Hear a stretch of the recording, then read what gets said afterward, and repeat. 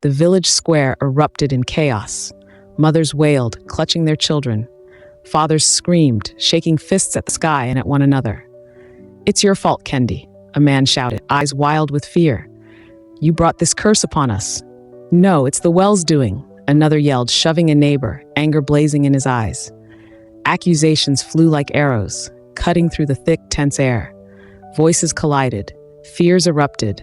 Families turned on friends, neighbors on neighbors, everyone blaming everyone, desperate for someone to hold accountable. And through it all, Kendi stood frozen, heart pounding, tears streaming, knowing that hope had come at a cost none could bear, not even him. The well's dark waters shimmered in the distance, silent, patient, waiting for the shadows to collect their due.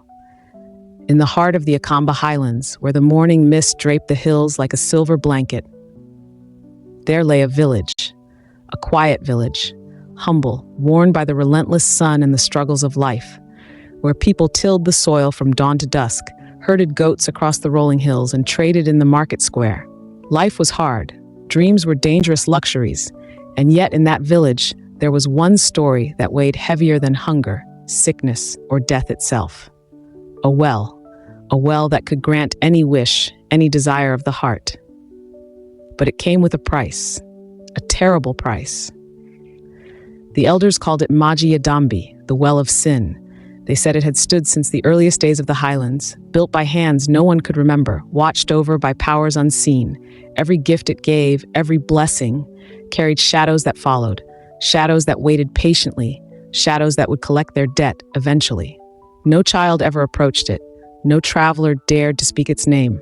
And yet, curiosity, as it always does, finds a way. There was a boy named Kendi, 12 years old, thin, with eyes too sharp for his age, eyes that reflected fear, longing, and an unspoken hunger for something better.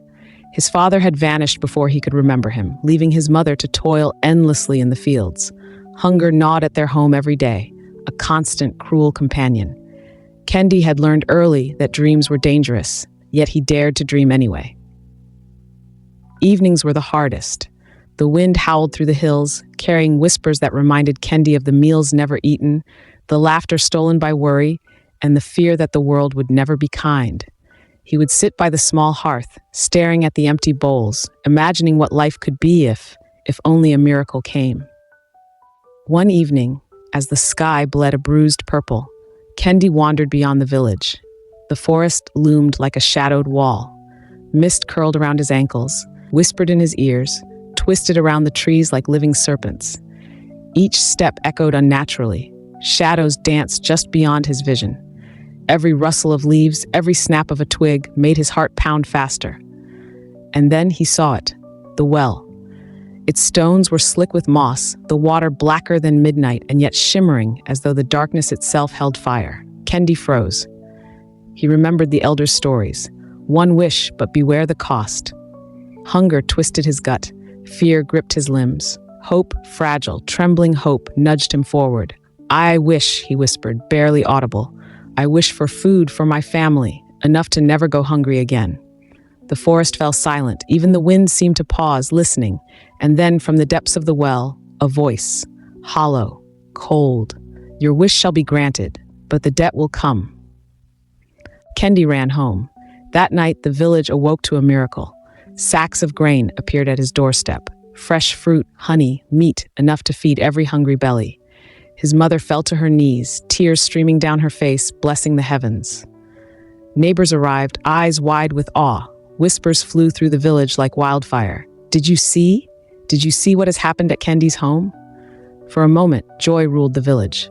But joy is fragile. That night, the shadows began to stir. Children fell ill, screaming in fevers no healer could cure. Crops withered under frost that had never been there before. The river that ran clean through the village turned bitter and dark. Livestock vanished or were found dead by morning. Panic spread like wildfire. Mothers clutched their children, fathers pounded their chests, even the bravest men could barely breathe. The village square became a gathering of fear. Whispers of curses and shadows filling every corner. Elder Wanjiru, silver-haired and wise, stepped forward. Her voice shook, but her authority demanded attention. "The well," she said slowly, each word heavy with dread, "is alive. Every blessing comes with a curse. Kendi, you have drawn its darkness upon us." The villagers turned to Kendi, eyes wide, hearts pounding. Trembling, he told them the truth of his wish, of the voice from the well, of the shadow of his father that had appeared, warning him of the cost. Gasps filled the square, murmurs turned to cries. Fear became chaos. The villagers realized that their joy had been purchased with suffering. Then, a howl tore through the forest. Trees shook violently. Mist thickened, curling like living serpents around the villagers' feet. And from the center of the well rose a figure. A woman, older than the hills themselves, hair silver as moonlight, eyes storm dark, alive with the weight of centuries. "I am the keeper of the well," she said, voice echoing through the square like the cries of the forest itself. "All who seek the well must understand its law. Nothing comes free. Kendi, you wished with hope, but you ignored the shadows that follow." The villagers trembled, children screamed, even the bravest men knelt, hearts hammering. The keeper continued, sweeping her gaze across every face. "The curse can be broken, but it demands a sacrifice unlike any other. He must give what he loves most, willingly, without hope of return. Only then will the well release its hold." Kendi looked around, mother's eyes swollen with tears, children pale and trembling, Elder Wanjiru standing tall despite her fear. He understood. The village, their lives were more important than himself. "I am ready," he whispered. The villagers watched in frozen horror as Kendi leaned over the well, his hands plunged into the icy depths. A searing pain shot through his body, hotter than fire, colder than ice, stretching into every corner of his soul. Mist swirled, wind howled, the well seemed alive, roaring, twisting, demanding payment.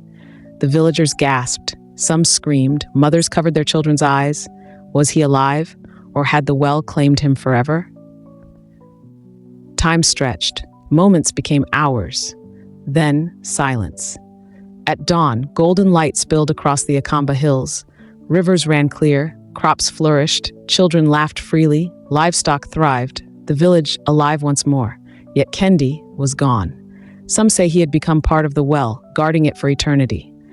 Others whisper that they sometimes see him wandering the hills, smiling faintly, watching over the lives he had saved. The villagers gathered again in the square. Elder Wanjiru's voice trembled, thick with awe and sorrow. "The well gives what is desired, but it takes what is cherished." Kendi loved this village more than himself. True selflessness requires sacrifice. We have seen it and we must never forget. From that day forward, no villager ever approached the well. The story of Kendi and the cursed well was passed down to every child, every traveler, every new generation. Be careful what you wish for. Shadows follow every gift. True blessings come not from desire, but from love, courage, and sacrifice. And sometimes, when the mist rolls thick across the hills, when the wind whispers through the trees, the villagers swear they hear a boy's voice, soft, solemn, carried on the breeze. Cherish what you hold dear, for nothing in this world is free. Thank you for watching. If you enjoyed this story, please like, comment, and subscribe to join our community of story lovers. Don't forget to hit the notification bell so you never miss a new tale.